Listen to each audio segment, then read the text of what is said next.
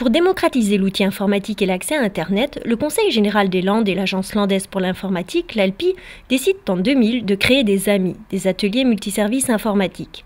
Robert Cabé, qui était alors président du Conseil général, revient sur leur création. La commune dont il est maire, Aire-sur-l'Adour, a été la toute première à ouvrir un AMI.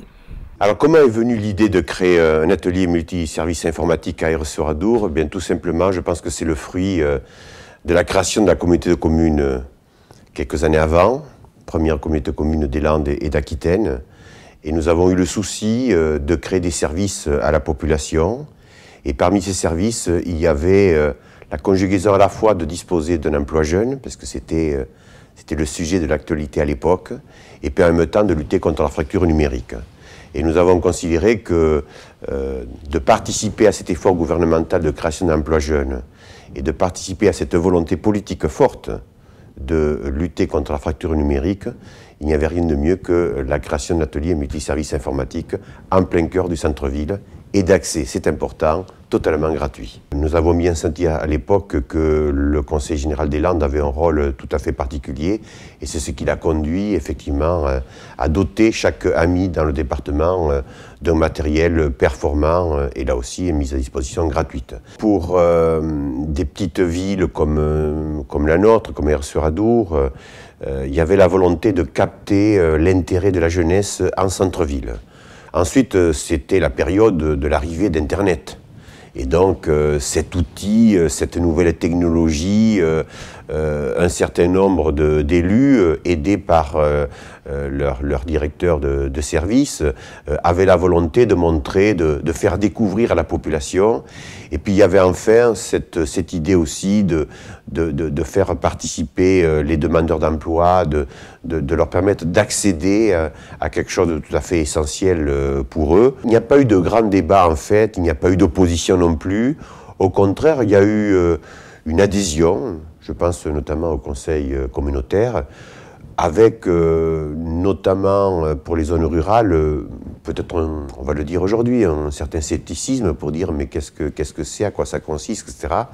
Et aujourd'hui, chacun reconnaît l'intérêt qu'il y a, puisque le débat, 10 ans après, il est de permettre l'accès au plus grand nombre, pour ne pas dire à l'ensemble de la population, de la DSL. Et je peux vous dire que là où il y a des zones d'ombre, on sait nous le rappeler, quoi. En 2009, les AMI ont accueilli entre 8000 et 9000 personnes. Donc aujourd'hui, on est arrivé à peu près à l'objectif que nous étions fixés. On est donc à une vingtaine d'AMI sur le territoire du département. Et on a 2 AMI qui vont ouvrir dans les semaines qui viennent. Premier AMI à Mugon, un second à Peronrade. Et on est en discussion avec d'autres territoires. Dès la création des premiers AMI, l'objectif qu'on avait, c'était tout simplement la vulgarisation de l'informatique. Et puis on s'est rendu compte au fur et à mesure qu'il y avait des demandes particulières qui arrivaient. Aujourd'hui, l'ensemble des animateurs et des animatrices que vous rencontrerez vous diront qu'il y a une utilisation qui est très diverse. Un certain nombre de gens qui viennent là parce qu'ils découvrent l'informatique, d'autres parce qu'ils ont besoin de renseignements sur l'informatique, ils viennent de s'équiper, leurs petits-enfants, leurs enfants viennent de s'équiper, ils veulent suivre. Et puis d'autres qui vont dire, voilà, j'ai acheté telle ou telle application, tel ou tel logiciel, je veux utiliser un logiciel en particulier, je ne sais pas, je viens suivre une initiation. Et puis on a vu arriver au fil des années d'autres utilisations qui pour un blog, qui pour taper un CV, qui pour avoir des renseignements sur Internet. Et c'est quelque part aujourd'hui devenu la maison de l'informatique sur les territoires ruraux qui n'ont ni magasin, ni cybercafé, ni cyberbase ou autre dénomination de lieu public d'accès à Internet. Et je crois pouvoir dire qu'aujourd'hui, l'utilisation qui est faite de ces AMI sur le territoire du département prouve que véritablement il y avait un vrai besoin déjà à l'époque et qu'aujourd'hui ça ne se départit pas puisque les gens qui viennent sont de plus en plus nombreux sur l'ensemble du territoire. Au fil des ans, on a nous-mêmes, l'ALPI et d'autres structures, on a décentralisé des formations pour les artisans, pour les commerçants, dans l'ensemble des AMI. On a décentralisé des formations pour les demandeurs d'emploi, pour faire en sorte tout simplement de nous rapprocher des gens qui souhaitaient avoir des formations. Et puis, de fil en aiguille, on a remarqué que le problème de la mobilité, qui est un problème qui est connu dans le département des Landes, mais il nous a amené à travailler sur la question de la visioconférence et de mettre en place un réseau de visioconférence qui s'appelle Visioland à l'intérieur des ateliers multiservices, en formant d'ailleurs les animateurs et les animatrices à tous les outils, et permettant ainsi d'avoir accès à d'autres publics qui ne venaient pas forcément, fréquentaient pas forcément les amis.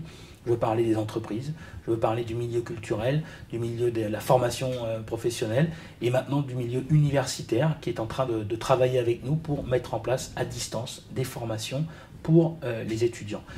On a évidemment souhaité dès le départ, et dans la continuité, dans tous les 10 ans, d'avoir des nouveautés très régulièrement pour faire en sorte que ces amis deviennent des lieux de vie, des lieux d'accès aux services publics, des lieux d'accès à l'informatique et à l'Internet pour tout le monde.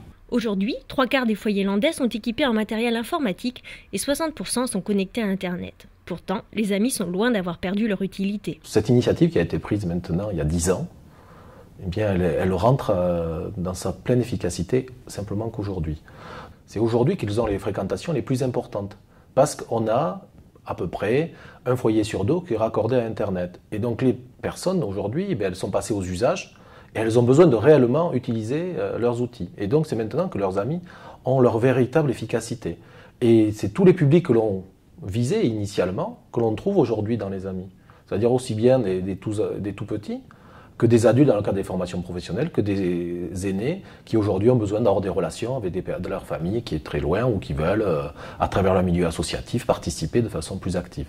Demain, d'autres usages vont apparaître et des besoins de formation, d'information, d'initiation seront toujours indispensables. Et il faut penser aussi aux personnes qui ne l'ont pas et qui sont les plus fragiles et pour qui l'AMI reste quand même une porte vers le monde extérieur. Donc c'est à la fois un rôle social, un rôle économique et un rôle culturel. Et je pense que pour la formation tout au long de la vie, les amis seront indispensables dans l'ensemble des territoires des Landes.